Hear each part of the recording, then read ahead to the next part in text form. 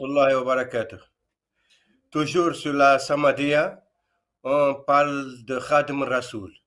On va aujourd'hui prendre pour thème le rapport de Khadim Rasoul avec les savants et saints du monde arabe et leurs témoignages sur Khadim Rasoul. C'est très très important.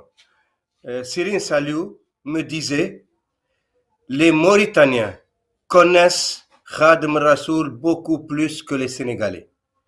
Je lui ai dit pourquoi, Cyril Saliou. Il m'a dit parce que ce qu'il a montré aux Mauritaniens, il n'a pas montré le 1 millième aux Sénégalais. Il m'a dit les Mauritaniens étaient les détenteurs de la connaissance, Zahar et Batn. Et tout ce qu'ils pouvaient leur montrer ne pouvait pas perturber leur foi, ni leur intelligence. Ils savaient évaluer. Alors que s'il avait montré aux Sénégalais ce qu'il a montré aux Mauritaniens, les gens ils vont partir dans toutes les directions. Ils vont dire n'importe quoi sur Khadim Rasoul, ils vont le prendre pour des choses qui peuvent sortir du cadre de la religion. Donc c'est pour ça qu'il était très prudent ici, pour ne pas montrer beaucoup de choses. Et effectivement, quand on lit les témoignages des poètes, des savants et des saints mauritaniens, on découvre cela. Il y a aussi les témoignages des gens de Médine. Médine, c'est le centre sacré du monde spirituel, de l'islam. Et c'est les Médinois eux-mêmes qui envoyaient des délégations voir Khadim Rasoul au Sénégal pour qu'il les assiste spirituellement et matériellement. Spirituellement, il leur donnait des qasaïd, il faisait des doigts pour eux, il leur donnait des secrets. Et matériellement, il a pris en charge Khadim Rasoul tout Médine, de 1924 jusqu'à 1927, son départ. C'est eux-mêmes qui le disent. Il y a des témoignages sur cela, il y a des lettres écrites par les Médinois, il y a des réponses de Khadim Rasoul que je vais exposer dans une autre émission. Mais là, aujourd'hui, on va commencer par les Mauritaniens. Parce que Khadim Rasoul, quand il est parti en Mauritanie, la première fois, il a fait 8 mois, il a fait la connaissance des tariqas là-bas et a appris le Wird Qadr. Il a renouvelé le Wird Qadr parce qu'il avait déjà le Wird Qadr. Mais comme avec sa modestie légendaire, Khadim Rasoul toujours était... Et parce qu'il cherchait un guide ou un moyen qui le fait accéder à Allah, comme il le dit lui-même. Il voulait accéder à Allah. L'usul ilallah. Mais finalement, quand il est revenu, chargé il faisait le Wird Qadr, le Wird Tijan et le Wird Chadili, et des secrets qu'il avait pris des 3 tariqas. Il accomplissait tout, jusqu'à ce que le prophète Mohammed sallallahu alayhi wa sallam s'est manifesté à lui, et c'était une seconde fois. Pour lui, cette fois-ci, c'était avec Ahlul Badr. Khadim Rasoul était venu avec Ahlul Badr. Et ça, c'est Sina Abdelhad Mbaké, le calife, le 3e calife des Mourides, qui l'explique, son fils, qui était un miracle divin. Je vais raconter aussi sur Sina Abdelhad pour savoir ce qu'il représente. Ça, je le tiens de Sirine Abdullah Jakhaté. Sirine Abdullah Jakhaté, qui a grandi en même temps que Cyril Saliou, Cyril Chouaïbou et Cyril Abdelhad chez le père de Cyril Abdullah Jakhaté, Cyril Hamzatou Jakhaté, qui les a éduqués. Donc il a grandi avec les 3, avec Cyril Saliou, Cyril Chouaïbou et Cyril Abdelhad.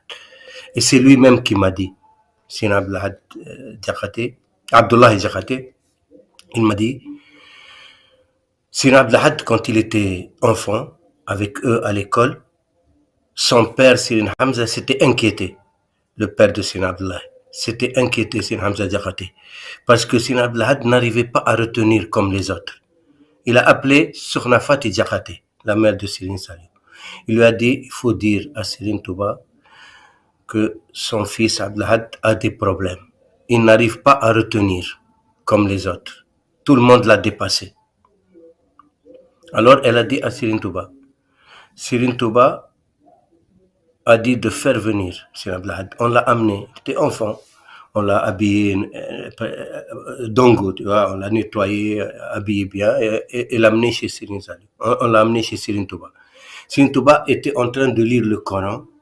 Il y avait ses femmes et il a mis Serigne Abdelhad sur ses jambes et il a continué à lire le Coran. Après, il a enlevé sa kala, il l'a déchiré au milieu, il a enlevé le boubou de Serigne Abdelhad et il l'a mis dans la tête de Serigne Abdelhad sa kala et il lui a remis son boubou. Il a dit, laissez-la avec lui quand il va apprendre. Et Serigne Abdelhad a dit à Serigne Abdullah Diakhaté, depuis ce jour, quand j'ouvre le Coran, c'est les lettres du Coran qui m'expliquent ce qu'elles signifient. Quand j'ai raconté ça à certains de mes amis qui sont des grands savants dans le mouridisme, ils m'ont dit effectivement, Serigne Abdelhad, quand il parle, on dirait que c'est le Coran qui parle. Tous ses propos sont tirés du Coran. Et il cite les versets coraniques avec. Il m'a dit c'est vrai. J'ai dit moi c'est Serigne Abdelhad Diakhaté qui m'a expliqué ça. Donc pour savoir qui c'est Serigne Abdelhad, il ne parle pas de lui-même. Quand il parle, c'est comme si le Coran parle. Donc lui il a dit, Serigne Touba a reçu le prophète Mohammed sallallahu alayhi wa sallam à Baïti, à Dar Qudus, avec Ahlul Badr. Et il a dit à Serigne Touba, aujourd'hui, tu es le Qutb de cette époque, Qutb Zaman. Tu es arrivé à la même station que Cheikh Abdul Qadir Jilani, Aboul Hassan Chadli et Cheikh Ahmed Tijani. Mais le Qutb ne peut pas exercer sa fonction avant 40 ans. Et Khadim Rasoul avait, en ce moment-là, 39 ans, 9 mois. Alors Khadim Rasoul lui a dit, moi, ce que je veux, c'est être en ta compagnie permanente comme Ahlul Badr, comme tes compagnons d'Ahlul Badr. Le prophète Mohammed sallallahu alayhi wa sallam lui dit, mes compagnons ont obtenu ce privilège par la bataille de Badr. Et aucune bataille ne peut valoir la bataille de Badr. Parce que ce jour-là, si les musulmans avaient perdu la bataille, il n'y aurait plus eu d'islam sur terre. La mission du prophète Mohammed sallallahu alayhi wa sallam aurait échoué. Donc, tous ceux qui sont venus après, ils doivent à Ahl Badr, leur compteur de Ahl Badr marche jusqu'à la fin du dernier musulman. Donc, on ne peut pas les rattraper. Parce que celui qui fait une bonne action, sadaqa jariya, ou ilm yuntafa' bihi, un savoir par lequel, qui est bénéfique aux humains, ou un enfant qui prie pour lui, un enfant pur qui prie pour lui, ça reste, le compteur tourne. Et Ahl Badr, donc leur compteur, il tourne des bonnes actions avec chaque musulman qui a adhéré à l'islam après eux. On ne peut pas les rattraper. Il dit, pour accéder à leur degré, il y a des épreuves que nul saint n'a jamais osé relever. C'est des défis innombrables et très périlleux. Et en plus, celui qui ose se présenter, se candidater pour ces épreuves, il doit aller jusqu'au bout. Parce que s'il faillit en chemin, il peut perdre tous ses acquis qu'il avait obtenus auparavant. Donc on voit ce que ça veut dire. Il dit, personne n'a osé. Khadim Rasoul, il dit, ô prophète, si Allah me laisse en vie, rien ne pourra s'interposer entre moi et toi. Je suis apte à relever tous les défis et tous les challenges et toutes les épreuves pour être avec toi en permanence. Donc, laisse-moi candidater. Je présente ma candidature. Et effectivement, le prophète Mohammed sallallahu alayhi wa sallam lui dit, alors dans ce cas, tu dois sortir de Touba. Parce que tout ce que tu as demandé à Allah pour Touba, Allah te l'a accordé. Donc ici, tu ne peux pas avoir d'épreuve. Il faut sortir de Touba pour commencer ton périple. Et c'est là qu'il s'est déplacé, il est parti à Mbakebari. Et c'est là après qu'il a eu la confrontation avec le colonialisme français. C'est pour ça, dans sa qasida, il disait « Asiru ma'al abrari hina asiru wa dhanna al-ida anni ladayhim asiru » Je marche avec les vertueux quand je marche et les ennemis pensaient que j'étais leur prisonnier. L'abrar, c'est le prophète Mohammed sallam et Ahlul Badr. Il marchait avec eux sur leur chemin, sur leur trace. Et il l'accompagnait dans son périple. Et les colons pensaient qu'il était leur prisonnier. Il a dit ça, dans la qasida d'Assir. Donc, il a relevé tous les défis et toutes les épreuves, comme on l'a déjà expliqué. Ils ont essayé de l'assassiner par tous les moyens. Poison, on l'a enterré vivant, on l'a mis dans une île déserte dans l'océan, on l'a mis dans un peloton d'exécution, par toutes sortes de... Ça, on peut y revenir en détail dans une autre émission. Finalement, quand il est revenu de l'exil, il avait obtenu. Allah l'a considéré avec Ahl Badr. Maintenant, il n'a plus le statut des saints des Qutb. Il est parti dans une autre dimension. Et il a vécu toutes les épreuves que les prophètes ont vécues. Donc c'est pour ça qu'Allah, comme lui-même l'a expliqué dans des qasaïd, et même en prose et en poésie, qu'Allah a mis ces épreuves au rang des épreuves des prophètes. Donc il vivait dans une autre dimension qui est inaccessible à tous, sans exception, aux saints et aux prophètes. Donc c'est quelque chose, comme on a expliqué dans l'autre émission, c'était prédestiné avant qu'on vienne dans les corps, quand on était encore dans le monde des esprits. Khadim Rasoul avait choisi dans le lot qu'a choisi le prophète Mohammed sallallahu alayhi wa sallam. Il Rama Rasulullah min ilahi kawni khadimuhu abdullah. Le prophète a demandé à Allah ou a espéré d'Allah que je sois son serviteur et l'esclave d'Allah est son serviteur. Donc, déjà, le scénario était écrit avant qu'on vienne au monde, mais il est venu l'exécuter en personne, physiquement. Et c'est ça qui est difficile. Il y a l'assistance divine, certes, mais il faut aussi la détermination de l'être humain. Khadim Rasoul, il a une résistance, une compétence, une détermination sans faille. Et ça, les Mauritaniens ont découvert ça. Comment ils l'ont découvert? Ils l'ont découvert par, d'abord, ses écrits. Khadim Rasoul, il dit « Karamati khattu yadi ». Khadim Rasoul a écrit tout en arabe. Il n'a pas écrit une seule ligne en wolof ou dans une autre langue. Il a dit qu'Allah lui a ordonné d'apprendre, d'éduquer en arabe, dans l'enseignement didactique en arabe. Et il lui a interdit d'écrire dans une autre langue. C'est pour ça qu'il n'a pas écrit une seule ligne. Lui-même l'a dit, ce sont ses écrits qui le disent. Donc, les Mauritaniens étaient très qualifiés pour comprendre la valeur des écrits de Khadim Rasoul. C'est pour ça, d'abord, il avait ce privilège de la langue arabe. Et c'était les Mauritaniens étaient les plus compétents de tout le monde arabe dans la langue arabe. Aucun ne peut rivaliser avec les Mauritaniens, surtout en poésie. Et en Mauritanie, c'est un milieu désertique où il n'y avait pas beaucoup d'urbanisation, surtout à l'époque de Serigne Touba.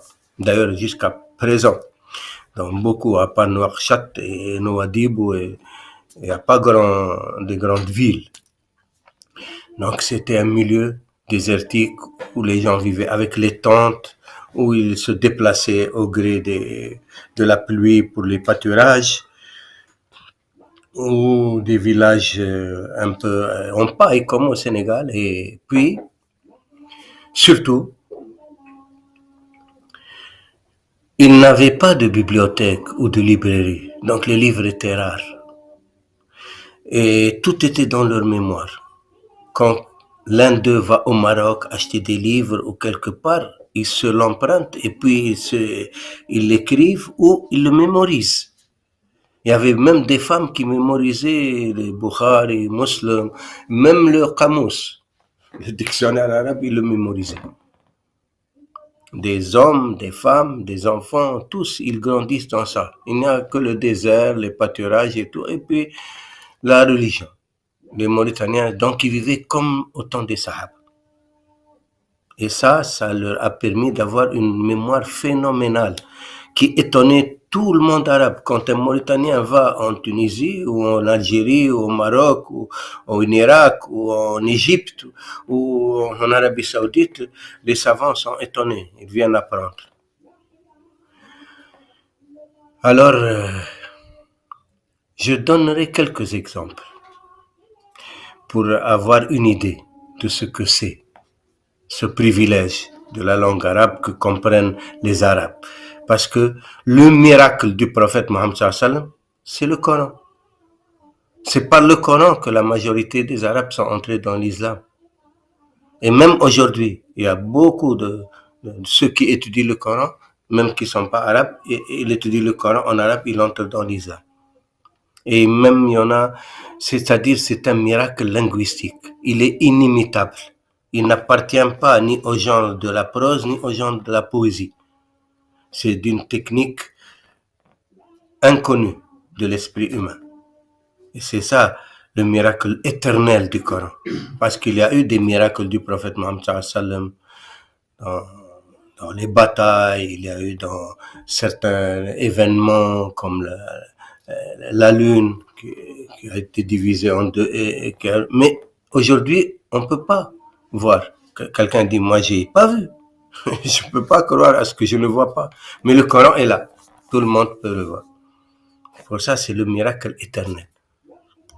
Et donc, ceux qui maîtrisent la langue arabe, quand ils lisent le Coran, ils savent l'inimitabilité du Coran, l'ijaz al-lughawi fil Coran, l'inimitabilité linguistique du Coran.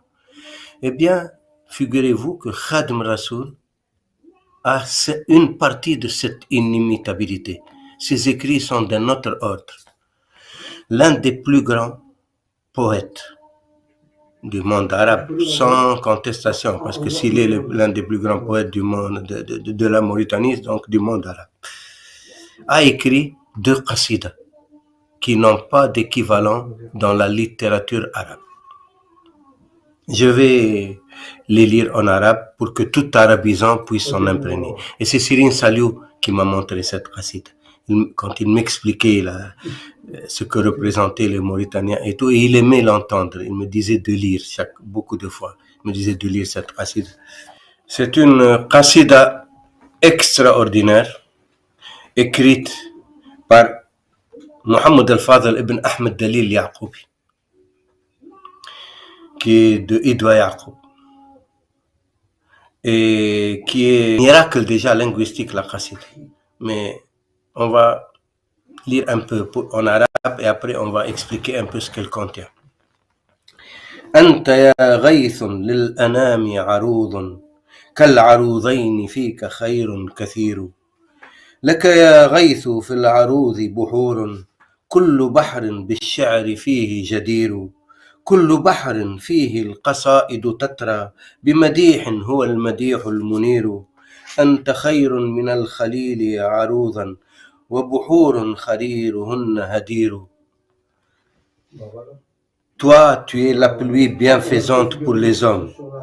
Oh, combien de biens tu possèdes. Le poème ne peut être digne que de toi. En arabe, le bahr, kullu bahr. La mer s'appelle bahr en arabe, la mer, l'océan. Et la métrique dans la poésie s'appelle bahr, buhur al-arouz, la métrique. Donc ici, il parlait de la métrique. Mais le traducteur, Cyril Marsam, avait traduit par la mer. Chaque métrique contient des poèmes d'un flot ininterrompu, d'un flux inimaginable. كل بحر فيه القصائد تترى بمديح هو المديح المنير. Elle est d'un flux de louanges, parce que le prophète Mohammed sallallahu alayhi wa sallam faisait ses qasaïd des louanges pour le prophète ou des glorifications pour Allah. Et c'est ça ce qu'il a apporté aux Mauritanie. Les poètes disent, avant toi, on ne savait pas le licite de l'illicite dans la poésie. Parce qu'ils utilisaient leur technique poétique et leurs compétences linguistiques pour louer leurs princes, les hommes nobles, pour glorifier leurs tribus. Mais quand le Khadim Rasoul est venu, et il n'utilisait les plus belles techniques qui sont inaccessibles même aux poètes mauritaniens, qui sont les meilleurs au monde, et ils ne les utilisaient que pour Allah et que pour le prophète. Donc eux-mêmes se sont remis à la page. Ils ne louaient plus qu'Allah, le prophète, ou Khadim Rasoul. Donc il disait, كل بحر فيه القصائد تترى بمديح هو المديح المنير. Des louanges qui sont des louanges lumineuses, donc qui leur valent la récompense dans l'au-delà, au lieu des récompenses de ces biens terrestres, en louant les princes ou en louant les gens riches. أنت خير من الخليل عروضا. Toi, tu es meilleur, plus fort, plus compétent que le Khalil. Khalil, c'est Khalil Farhandi, c'est lui qui a fondé la science de la métrique. Avant, les Arabes parlaient spontanément, intuitivement. Il n'y avait pas de règles dans la grammaire, mais ils savaient directement qu'est-ce qui était bien, qu'est-ce qui était faux, qu'est-ce qui était juste dans la métrique. Mais Khalil a mis des règles. Lui était meilleur que le Khalil dans la prosodie. Et tes métriques ont des reflux inimaginables. Donc il a porté. Et effectivement, quand on lit les qasaïd de Khadim Rasoul, Midadi, ou tu lis Jazb al-Qulub, tu lis Mawahib al-Nafa, tu lis Minan al-Baqi, les qasaïd de Minan... tu vois que Khadim Rasoul est hors compétition dans la métrique. فبحور من كل خير وخير وبحور من كل شر تطير. فبحور الخيور ليست تضاهى لا تناهى والشر بحر شرير. بحر دين وبحر زهد عميق بحر صبر وبحر شكر كبير. لك بحر من المجيد مديد يا مديد المجيد أنت أمير. ليس في الأرض مثله كل بحر غير بحر المديد نهر صغير.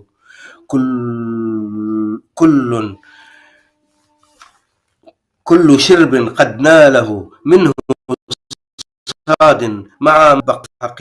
قد أمد المجيد منك مديدا بمزيد يحار فيه ضمير. إن أمد المجيد عبدا بعز وبدين فذاك عون ظهير. لك بحر من السميع سريع بحصول المراد ليس يضير. كل بحر سواه بحر بطيء كل بحر سواه ماء يسير. بحرك الكامل الخذم عظيم بمديح النبي منك يسير. بحرك الوافر المحيط وفورا بحر عقل فيه العقيل أسير. لك بحر من الحجاب خفيف وحجاب الملوك بحر عسير. لك بحر من العلوم طويل وعريض فيه الجمان غزير. منه أخرجت كل نظم ونثر قد أتانا به البشير النذير.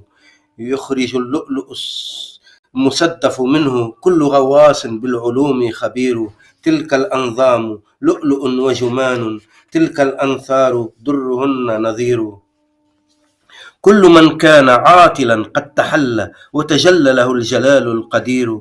بيواقيت كل علم زخير كل علم سواه ماء غدير، لك بحر من النوال بسيط بسط اليوم للأنام نمير، كل صاد قد جاءه وتروى فسقى الناس والعيال يمير، فيه موج من اللجين عظيم قد رماه لمن إليه فقير، فيه موج من اللباس جميل قد رماه إلى العراة ستير، فيه موج من خيله قد رماه للحفاة العفاة نقعا تثير، زبد البحر مزبد بطعام وشراب به الكؤوس يدير، هل رأيتم وهل سمعتم بهذا في بحور العروض؟ أين النظير؟ أين من كان بالعروض خبيرا؟ أين من هو بالبحور بصير؟ Je ne pourrais pas traduire tout ça comme ça, mais à la fin, les deux derniers, il dit, est-ce que vous avez jamais entendu comme ça une métrique comme celle-là? Où est son pareil? Où est celui qui est expert dans la prosodie? Où est celui qui est perspicace dans la métrique, qui le rivalise? Avec cette qasida seulement qui loue Khadim Rasoul. Donc lui-même, qui était inégalable, il a défié les poètes. Et voilà les témoignages maintenant des savants qui disent sur cette qasida même. وقد فرط السيد الفاضل والعالم العامل عبد الله بن محمد بن مختارنا الحاجي راوية العالمين جليلين محمد بابا بن عبيد محمد فال ابن متالي بما نصه من كاتبه لطف الله به إلى الشيخ أحمد بمبا الولي الكامل من تقاصرت دون مداه الأفاضل، سلام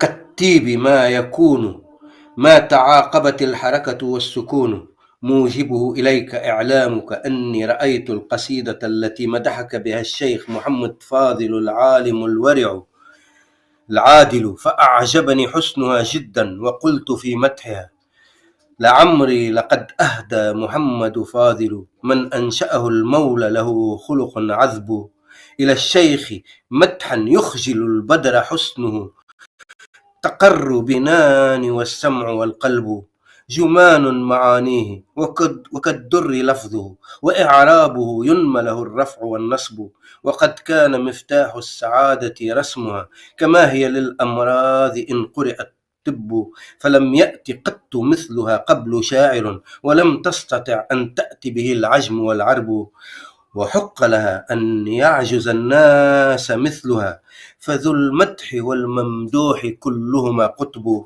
وأحمد بمبا الشيخ من كان خصه بما تقصر الأشياخ من دونه الرتب. Mohamed Fadl, maintenant c'est un savant mauritanien, l'un des plus grands savants, qui est le biographe de Mohamed Fadl ibn Mu'tali et Mohamed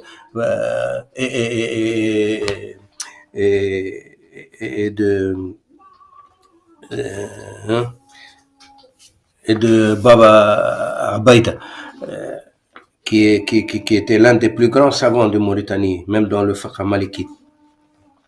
Donc c'était leur biographe, qui est un très très grand savant mauritanien, Didou Al-Hajj. Il dit, l'honorable savant, la traduction de Sirina Marsan, l'honorable savant et homme d'action, Abdallah ibn Muhammad ibn Mukhtar ibn al-Haji, chroniqueur des deux augustes savants, Mohamed Baba ibn Ubayd et Mohamed Fadl ibn Muttali, a écrit pour le Cheikh Ahmed Bamba le parfait savant. Et le meilleur salut, j'ai vu le poème au Cheikh Mohamed Fadl, le savantissime fait ton éloge et il m'a plu. J'ai dit faisons l'éloge de ce poème. Donc il fait l'éloge du poème. Mohamed Fadl a dédié un poème à celui que le Seigneur a fait bon. Du Cheikh, il a fait l'éloge. Le Cheikh dont est jalouse la lune et que nous rapproche de lui les yeux, lui et le cœur. Ses idées sont des perles, des saphirs, tissées avec de la joie, et c'est une médecine pour les malades. Aucun poète, arabe ou noir, ne peut apporter un poème pareil. Il est normal qu'aucun poète ne puisse l'écrire. Ici, celui qui loue et celui qui est loué sont tous les deux des maîtres, des qutb. Cheikh Ahmadou Bamba est connu pour ses vertus que ne possèdent pas les autres cheikhs.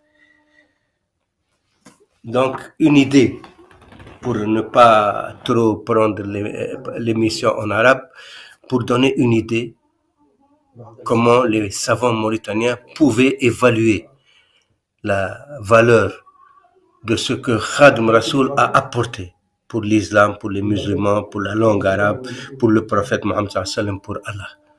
Ils l'ont vu. Et chaque famille en Mauritanie a un de ses parents, de ses grands-parents, qui a vu Serigne Touba et leur a raconté des choses de Serigne Touba ou qui détient des écrits de Serigne Touba ou des histoires sur Serigne Touba. Dans chaque famille de Al-Zawai en Mauritanie. Et c'est pour ça qu'il y a une unanimité. Il y a consensus total sur la valeur spirituelle de Khadim Rassoul qui n'est comparable avec aucun, ni dans l'histoire, ni dans le présent, ni dans le futur. Il le compare avec personne. Et effectivement, ce n'est pas le cas au Sénégal. Donc quand Serigne Saliou dit que les Mauritaniens connaissent beaucoup plus Khadim Rassoul que les Sénégalais, il n'y a aucun doute. Parce que ce consensus et cette unanimité sur l'excellence et la primauté de Khadim Rassoul devant tout ce qu'on a connu dans le monde musulman de Qutb et de saints et de savants n'est pas acquise. Chaque tariqa pense que leur cheikh est le plus grand ou le meilleur, ou même il le compare avec Khadim Rassoul. Donc c'est pas le cas des Mauritaniens. Et il y a des témoignages, il y a un recueil des écrits des poètes et savants mauritaniens, ou 56 poètes savants, et ça c'est ce qu'on a récolté au temps de Sina Abdelhad. Et des Mauritaniens ont apporté des Qassaïd de Serigne Touba. On a collectionné 56, mais il y a beaucoup encore qui restent en Mauritanie. Beaucoup, qui ne sont pas encore connus. Et chaque fois, on reçoit des nouvelles Qassidas qu'on ne connaissait pas. Parce que beaucoup de fils de ces illustres personnalités viennent toujours voir. Même aujourd'hui, ils viennent voir Serigne Mountakha. Serigne Mountakha les connaît très bien parce que Serigne Mountakha lui-même a fait 8 mois là-bas en Mauritanie. Et il est très connu, Serigne Mountakha. Il est aimé, comme Serigne Saliou auparavant. Serigne Saliou était aimé d'une façon incroyable. Serigne Murtada, Serigne Abdelhad, donc Serigne Fallou, vraiment, Borom Kun, les Mauritaniens l'admirent. Pour eux, ils connaissent ce que Khadim Rassoul a légué pour la postérité. Donc, ils ont des poèmes, même sur Serigne Fallou, sur Serigne Moudou Mustafa, sur Serigne Abdelhad, sur aujourd'hui aussi, sur Serigne Mountakha, avant sur Serigne Saliou. Il y a, jusqu'à présent, ce flux continue. Mais, il faut qu'il y ait un travail sérieux pour cela, pour créer, même dans la nouvelle université, une partie où on peut vraiment collectionner, récolter, étudier ces témoignages qui sont pour la postérité. Il y a du travail fait avec Serigne Mohamed Bachir de Serigne Abdelkader, avec Serigne Murtada Bousso, avec Serigne Sam Bousso, avec Serigne Chouaïbou Aboukébé. Il y a un bon travail qui est en train, mais il y a encore beaucoup à faire. Et comprendre les enjeux, l'importance de ces témoignages pour pouvoir faire connaître Khadim Rassoul à tous les musulmans.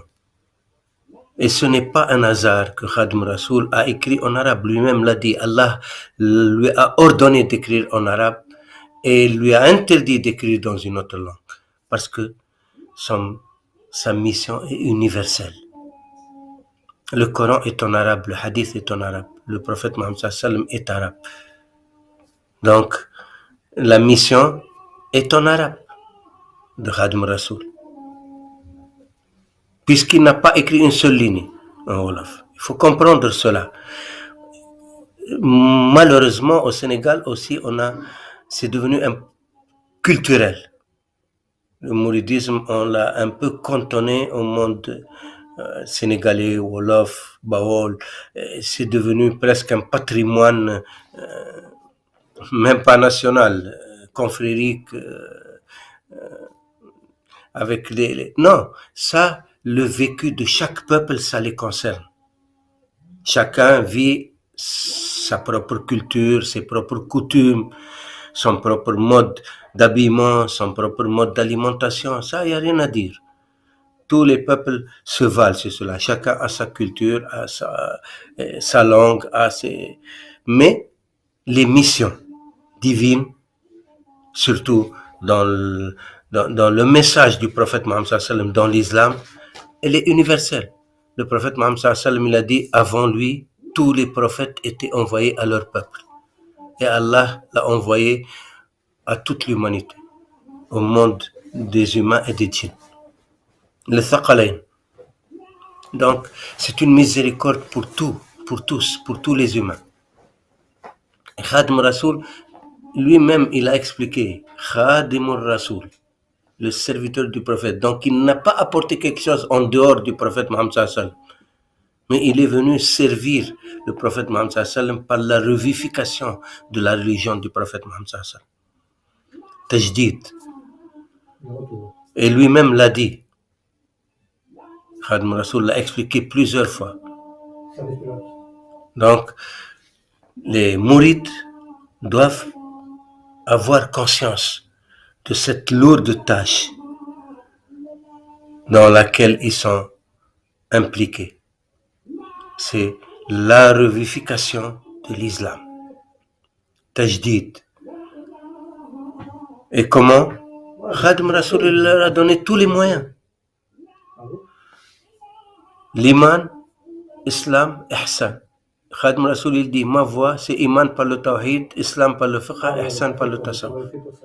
Et on a expliqué dans beaucoup d'émissions. Le tawhid, on a choisi l'école ash'arite, qui est la plus répandue dans le monde, qui est d'une logique implacable. Le tawhid, c'est juste un cadre formel pour pouvoir exposer sa religion, pour ne pas laisser place aux aberrations et aux dérives. Quelqu'un doit s'imprégner de la science du tawhid pour savoir ce qu'il peut dire, ce qu'il peut penser à propos d'Allah ou à propos du prophète Mohammed sallam sans dérive, sans extrapolation ni interpolation, pour ne pas entrer dans des terrains glissants, périlleux, où quelqu'un peut être accusé d'hérésie ou de takfir, bid'a. Non, le tawhid, c'est le cadre formel qui te permet de rester à l'intérieur de ta foi musulmane, de ne pas sortir de la foi musulmane.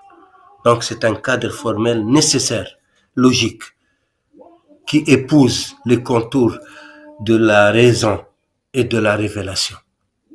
Comprendre la révélation par la raison, afin de savoir ce qu'on dit et ce qu'on ne doit pas dire, ce qu'on doit croire et ce qu'on ne doit pas croire, et faire face à toute dérive.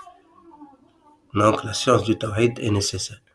Dans le fiqh, comme on a dit, Khadim Rasoul nous a conseillé et nous a orienté vers le fiqh malikite. Il a dit c'est une voie pure, immaculée. C'est la plus adaptée à notre milieu nord-africain et ouest-africain. Et d'ailleurs, c'est le madhab malikite, c'est le plus répandu. Il n'y a pas d'autre qui lui fait concurrence, à part les nouveaux groupes néo-salafis, maintenant qui disent n'importe quoi, oui, on suit le Coran et la Sunna, mais avec quelle compétence? On est d'accord, tout le monde suit le Coran et la Sunna. L'imam Malik ne suit pas le Coran et la Sunna. L'imam Abu Hanifa ne suit pas le Coran et la Sunna. L'imam Shafi'i ne suit pas le Coran et la Sunna. L'imam Ahmed ibn Hanbal ne suit pas le Coran et la Sunna. L'imam Ahmed ibn Hanbal était disciple de Shafi'i dans le fiqh. Et lui-même disait, tout ce qu'on lui demandait, il dit, ah, Shafi'i a dit, Shafi'i a dit. Il est un maître du hadith. Donc, Abu Hanifa était disciple de l'imam Ja'far al-Sadiq. Abu Hanifa a utilisé beaucoup la raison, les spéculations juridiques pour trouver des solutions à des cas probables.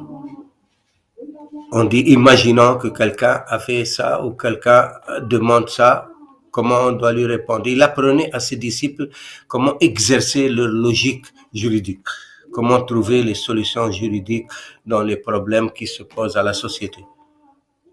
Alors que l'imam Malik, quand on lui présentait un cas, il lui dit c'est un cas qui s'est passé, on lui dit non, on suppose. Il dit je suppose pas. S'il n'y a pas de cas effectif, je ne légifère pas, je ne donne pas d'avis.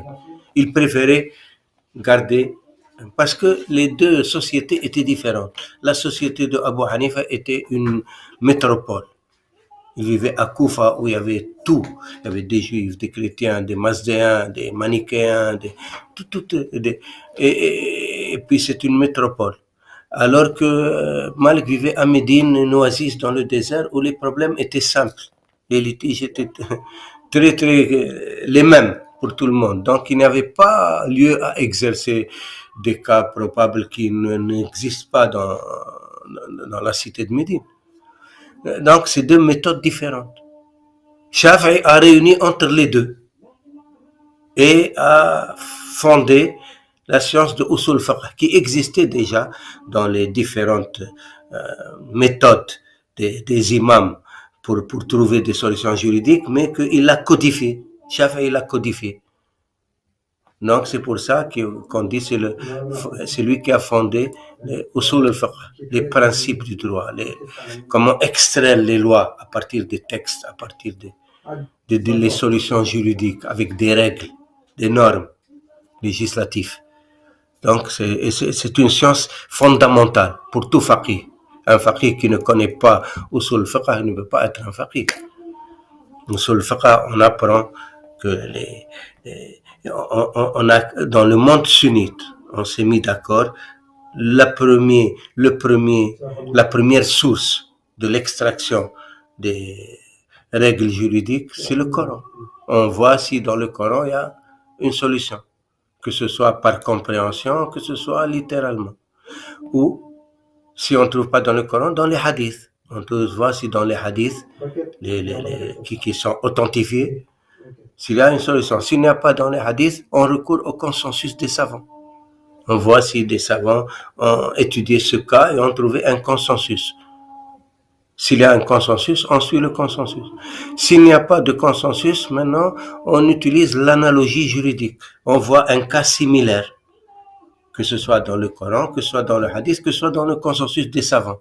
Un cas qui est similaire ou on peut les rattacher, parce qu'ils peuvent avoir des causes communes. Voilà, ça, c'est le qiyas, l'analogie juridique. Maintenant, si on ne trouve pas là, il y a d'autres moyens où les écoles peuvent diverger. C'est pour ça qu'il y a plusieurs écoles. Par exemple, l'école du Médine, elle utilise le masalah al-mursala, le bien public. On voit où se trouve le bien public. Et si on ne trouve pas, on regarde par exemple istihsan, quelle est la meilleure solution qui peut être bénéfique, parce qu'il faut trouver toujours des facilités pour les gens. Le fiqh est fait pour faciliter la vie des gens, pas pour la compliquer. Le prophète Mohammed sallallahu alayhi wa sallam dit yassiru wa la tu'assiru. Facilitez, ne rendez pas difficile la vie. Donc, Aïcha, radiyallahu anha, elle disait que le prophète Mohammed sallallahu alayhi wa sallam, on ne lui soumettait pas un problème sans qu'il nous donnait les solutions les plus faciles. Abu Hanifa utilisait cela, il trouvait toujours les solutions les plus faciles. Donc, on disait qu'Abu Hanifa presque était laxiste, parce que lui, comme on dit, il vit dans une métropole, il y avait tout. Il voulait faire entrer le maximum de personnes dans l'islam. Donc, il leur facilitait la tâche. Il leur facilitait l'accès à l'islam. À Médine, ce n'était pas le cas. Tout le monde est musulman. Il n'y a pas de non-musulmans. Donc, on devait être plus carré, plus concret, plus attaché à la sunna et au Coran, et voir les solutions les plus, je dirais pas les plus difficiles, mais les plus adéquates. Alors que Abu Hanifa, il essayait toujours de trouver des facilités. Comme on a dit, Shafi'i a réuni. Et Ahmed ibn Hanbal prenait beaucoup de Shafi'i. Et il voyait dans les hadiths, que comme c'était un maître du hadith, il avait le hadith comme instrument. Et puis, il y avait aussi d'autres principes, istishab, shar'u man qablana, ça veut dire accompagnement, istishab. Si on trouve un cas qui peut être accompagné, un autre cas qui se présente, même s'il n'y a pas de similarité, mais qui peuvent être même parallèles. Donc, on essaie de trouver des solutions. C'est ça le fiqh. Il y a aussi, si des prophètes anciens avaient légiféré sur cela, et que nous n'avons pas la solution, on peut se référer à une solution que les prophètes, avant le prophète Mohammed sallam, avaient choisie. Et on peut, il y a des méthodes il y a l'urf, la coutume d'un peuple est importante aussi. Un faqih ne peut pas exercer dans un milieu où il ne connaît pas les coutumes. La coutume a droit.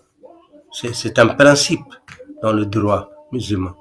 Donc, on voit comment la coutume agit. Si elle n'est pas contradictoire aux données du Coran et de la Sunna, on peut l'adopter. C'est pour ça que tu vas trouver des différences dans les différents peuples, parce que les coutumes sont différentes. Et ainsi. Donc, Khadim Rasoul nous a dit de suivre le fiqh malikite. Mais ça ne veut pas dire qu'un mourid, par exemple, qui est d'Irak ou d'autres ne suit pas le fiqh hanafite. Il n'y a pas de problème à ça. Comme on a dit, tous se valent. Toutes les écoles du fiqh se valent. Il n'y a aucune meilleure que l'autre. Mais chacune est adaptée à un milieu précis. Maintenant, on vient dans l'ihsan. Comme on a dit, iman, islam, ihsan. L'ihsan, c'est la partie des vertus. Makarim al-akhlaq. Et ça, c'est universel. Tout le monde doit être bon. Tout le monde doit être bienveillant. Tout le monde doit être généreux. Tout le monde doit secourir l'opprimé. Abriter l'orphelin, prendre soin des orphelins, donner aux mendiants ce qu'il peut, faire du bien. Tout le monde doit le faire, sans exception.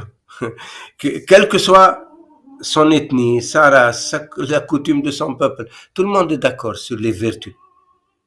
Donc c'est ça, le tasawwuf, il accentue sur les vertus. Et les tariqas, ils ne diffèrent que par les méthodes, comment ils éduquent leurs disciples. Les uns par la khidma, par le wurd, par le dhikr, par l'éducation spirituelle, riyada, mystique. Et chaque disciple est différent de l'autre. Donc, ce qui est bien pour celui-là n'est pas le meilleur pour celui-là. Le guide spirituel, le cheikh authentique, il est comme un médecin. Un médecin qui reçoit des malades. Il ne va pas donner la même ordonnance à tous. Il doit d'abord diagnostiquer la maladie du patient et puis voir quel est le remède qui lui convient pour lui faire l'ordonnance, acheter les médicaments qui vont le guérir. Le guide spirituel, c'est pareil. Il doit diagnostiquer son disciple, connaître quels sont ses vices, quels sont ses maux, quels sont ses handicaps, quels sont ses manquements, et lui donner les prescriptions nécessaires pour le réaliser. Donc tous les disciples ne sont pas, c'est pas uniforme. Il n'y a pas d'uniformité dans la spiritualité. Contrairement à ce que pensent les gens. Ils doivent être comme ça. Oui, ça ce sont des instructions générales qu'on va trouver dans les livres du tasawwuf. C'est normal, c'est comme le Vidal pour les médecins. Ils vont choisir telle maladie, ils vont chercher dans le Vidal quel est le médicament qui lui convient. Non, ils n'inventent pas le médicament. Ils regardent dans le Vidal, un livre, c'est un Vidal. Ils regardent. Là, les livres là, c'est bon pour aider, pour savoir quel est quand ils diagnostiquent, qu'est-ce qui convient à leurs disciples. Et les gens prennent tout à la lettre et il y a incompréhension des fois. C'est bien de mettre un peu de clarté, même dans l'œuvre et les écrits de Khadim Rasoul, pour que les disciples puissent en bénéficier au maximum. Des fois, on surcharge même des talibés. Il faut faire ceci, il faut faire cela, jusqu'à ce que ça devienne une routine et qui n'apporte pas de résultat. Alors que le prophète Mohammed sallam dit, les actions, même mineures et continues, sont plus bénéfiques que de grandes actions et discontinues. Donc il vaut mieux avoir une ligne de conduite qui te fait arriver à terme que de chercher par-ci, par-là, chaque fois on fait ceci, cela, et c'est du cafouillis et on se perd dans cela. Pour ça que Khadim Rassoul, il avait beaucoup de cheikhs, il a fait beaucoup de cheikhs qui sont très très différents l'un de l'autre. Et la plus grande preuve de ce que je dis, c'est Cheikh Mbaki Bousso et Cheikh Ibrafal. Cheikh Mbaki Bousso est connu au Sénégal et en Mauritanie comme le plus grand savant après Serigne Touba.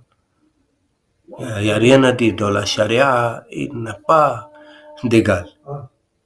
C'est lui le mufti. On venait le consulter du Sénégal ou de Mauritanie. Tous les savants de son époque. Et Cheikh Ibrafal, qui est la khidma, qui est plutôt malamatia. Les malamatia sont plus dans le service de leur prochain. Et ils ne cherchent pas les honneurs et la gloire.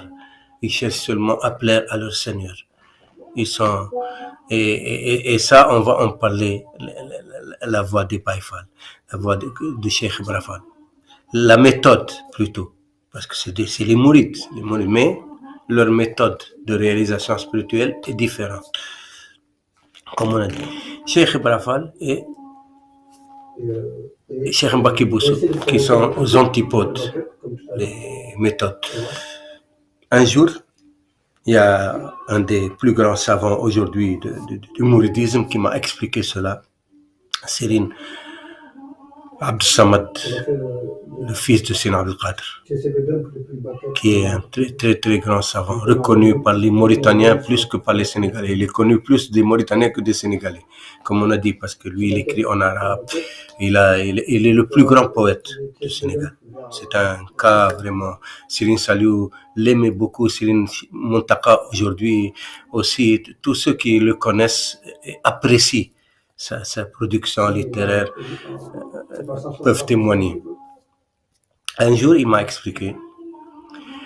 Il m'a dit, Serigne Moulay Bousso, Ali Moulay Bousso, le fils de Cheikh Mbaki Bousso, a dit en son fort intérieur, moi, je vais tout laisser et partir chez Cheikh Ibrafal faire la khidma. Parce que je suis sûr que Cheikh Ibrafal a pris le meilleur de ce qu'a apporté Serigne Touba. Il s'est dit à lui-même, il pensait. Son père, Serigne Mbaki Bousso, l'a appelé, il lui a dit, tu vas m'accompagner à Diourbel, chez Serigne Touba. Serigne Touba m'a demandé de venir le voir.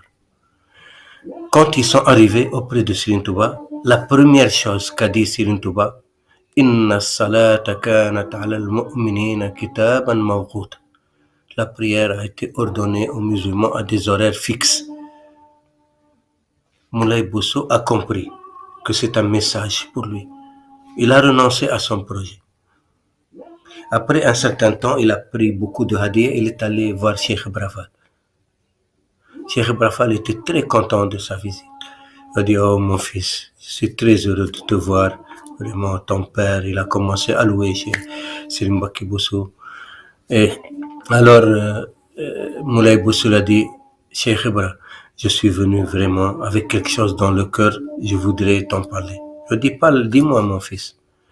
Il a dit, voilà, j'ai pensé à tout laisser et venir chez toi, rester derrière toi pour la khidma. Mais mon père m'a dit de l'accompagner chez Serigne Touba. Et Serigne Touba, la première chose qu'il a dit, Inna salata kanat ala al-mu'minina kitaban mawquta. Et j'ai compris que c'était un message pour moi. J'ai renoncé. Qu'est-ce que tu en penses? Et Cheikh Ibrafal a commencé à rigoler, à rigoler, à rigoler. Il avait un fou rire. Il est tombé de sa chaise en rigolant. Et Moulay Bousso était étonné, il le regardait. Après, quand le fou rire est passé, il a dit, mon fils, je vais te dire la vérité. Moi et ton père, on est les plus incompris dans le mouridisme. Il a dit, pourquoi? Il a dit, parce que de ton père, les gens ne connaissent que sa charia, ils ne connaissent pas sa haqiqa.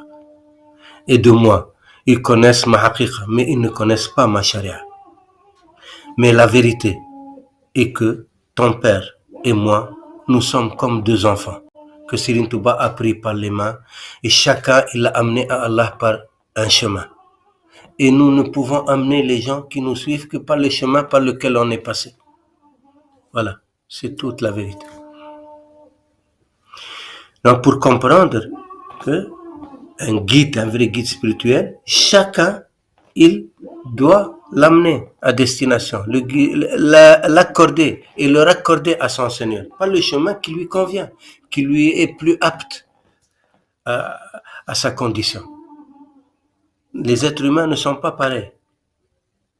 C'est comme Aboul Hassan Chadli, lui-même, quelqu'un, un faqih est venu lui dire, ah, vous les soufis, vous n'éduquez pas vos fiqh dans le fiqh, vous les laissez comme ça. Nous, quand quelqu'un vient à nous, on va pas lui dire, laisse ton travail s'il est menuisier ou il est pêcheur dans la mer et viens apprendre le fiqh. Qu'est-ce qu'il va récolter de cela? Il va jamais apprendre, il n'est pas prédestiné pour ça, ni programmé pour ça. Et est-ce qu'il a les compétences de cela? Et à quoi ça va lui servir?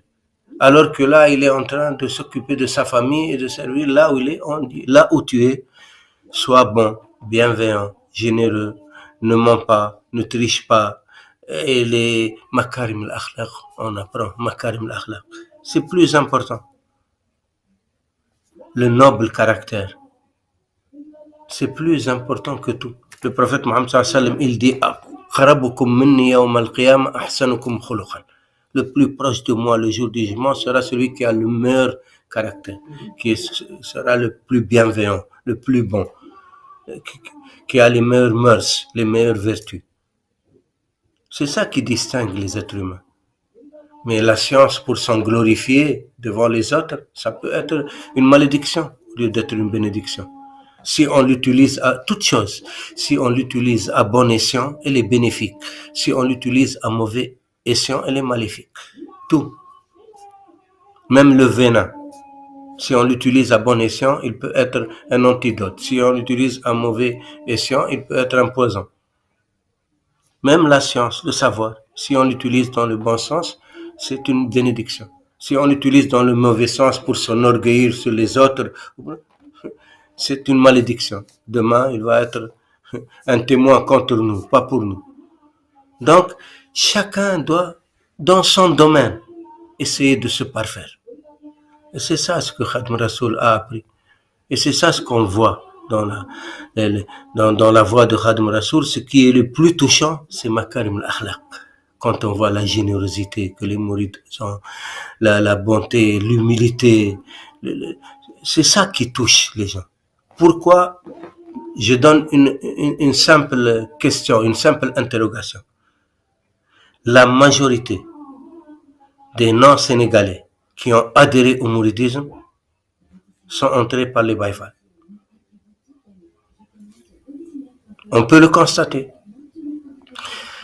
Parce qu'ils voient une humilité, une sagesse, une modestie, vouloir servir son prochain. Il ne voit pas un orgueil ou quelqu'un d'autant ou quelqu'un. Non, il voit un homme simple qui se met au service de son prochain. Ils sont étonnés dans un monde où l'individualité est forte, où chacun tient à avoir une personnalité forte, une individualité qui s'impose. Et on voit des gens simples, humbles, qui sont toujours au service de leur pays. Ça touche. Chacun ses méthodes. Il y a d'autres qui sont entrés par la science, par la connaissance. Ils ont étudié les écrits de Khadim Rassoul. Donc, il y a quels que soient les moyens, ce ne sont que des moyens. La finalité est de avoir l'agrément du Seigneur. Mouridullah c'est celui qui veut accéder à son Seigneur pour avoir l'agrément de son Seigneur, l'agrément d'Allah, l'agrément du prophète Mohammed. Dans le mouridisme, elle est très facile. C'est très facile d'avoir cet agrément parce que quand tu obtiens l'agrément de Serigne Touba, Khadim Rasoul, tu as automatiquement l'agrément d'Allah et du prophète Mohammed sans contestation. Parce que Allah et le prophète Mohammed ont confié tous les disciples qui sont attachés à Serigne Touba.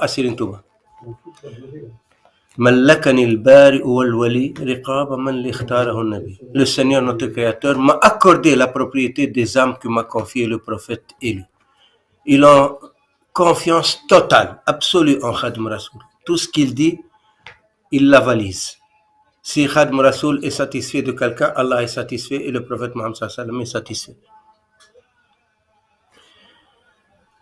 Ça, c'est Khadim Rasoul l'a obtenu par ses épreuves, par les périls qu'il a accepté, le combat qu'il a accepté de mener, non seulement contre son âme, contre Satan, contre le monde phénoménal et la passion. Hawa, dunya, shaitan, nafs. Khadim Rasoul a gagné ce combat. Et il a gagné le combat contre les ennemis, le colonialisme. Ce qui lui a valu la reconnaissance d'Allah et du prophète Mohammed. Pour ça, Khadim Rasoul, même Shaitan, Satan, s'enfuit devant lui. Il dit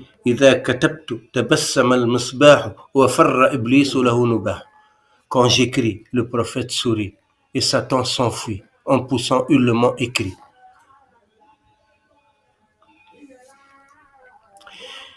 Donc, on a expliqué l'autre fois comment le prophète Mohammed n'arrêtait pas de demander à Allah d'augmenter encore pour Khadim Rasoul. Plus il obtenait Khadim Rasoul de grâce et de privilèges d'Allah, il les remettait hadiya au prophète Mohammed.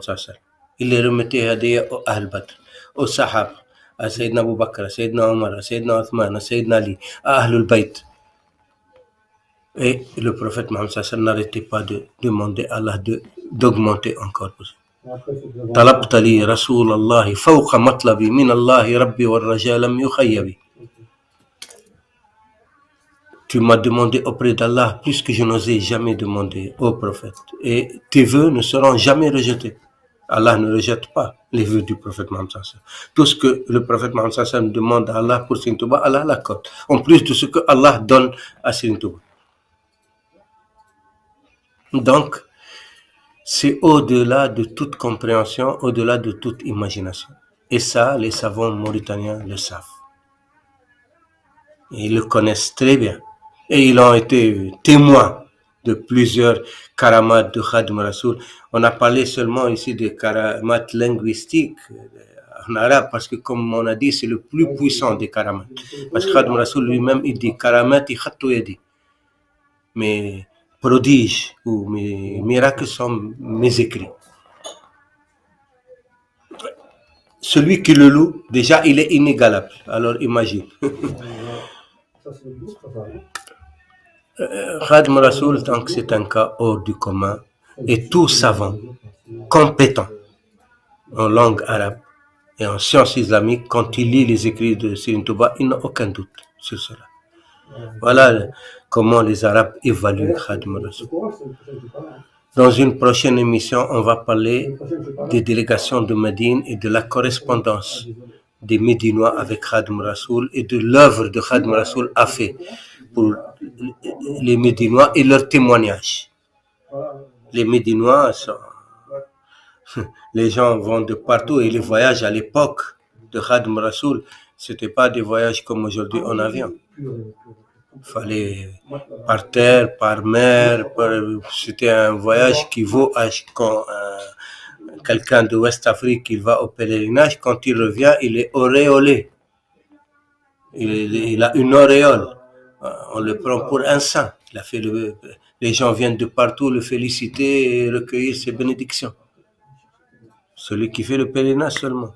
Alors imagine que Médine vient en pèlerinage à Dourbel ou à Khadim Rasoul. les Médinois envoient des délégations. Pas des simples citoyens, c'est les notables de Médine. Et on va, dans la prochaine émission, voir cela. C'est important pour que les Mourides et les Sénégalais savent ce que Allah leur a accordé et qu'ils en bénéficient et font bénéficier les autres. Merci beaucoup et Inch'Allah à une prochaine émission.